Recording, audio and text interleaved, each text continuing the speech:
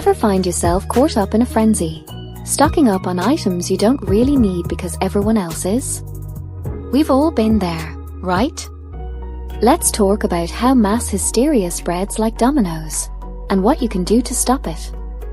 Mass hysteria. It sounds like something out of a history book, but it's happening around us more than we realize.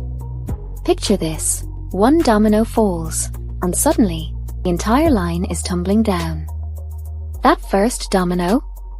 It could be a rumor, a sensational news story, or a viral social media post.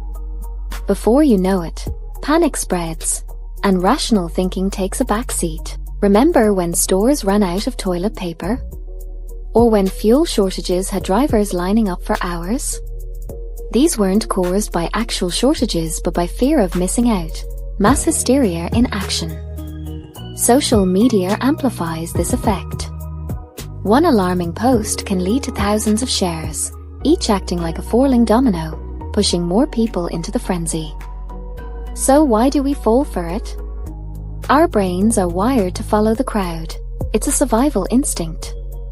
When others panic, we feel the urge to join in, just in case the threat is real. But in today's world, this instinct can lead us astray. Instead of protecting us, it can cause unnecessary stress and chaos. Here's the good news. You have the power to break the chain.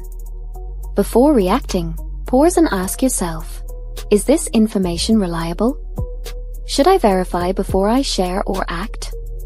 By thinking critically and not giving in to impulse, you become the domino that doesn't fall. Your action, or inaction, can inspire others to do the same.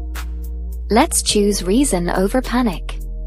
Together, we can prevent mass hysteria and make more informed decisions that benefit us all.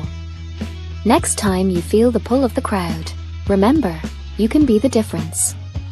Break the chain, and help others stand tall with you.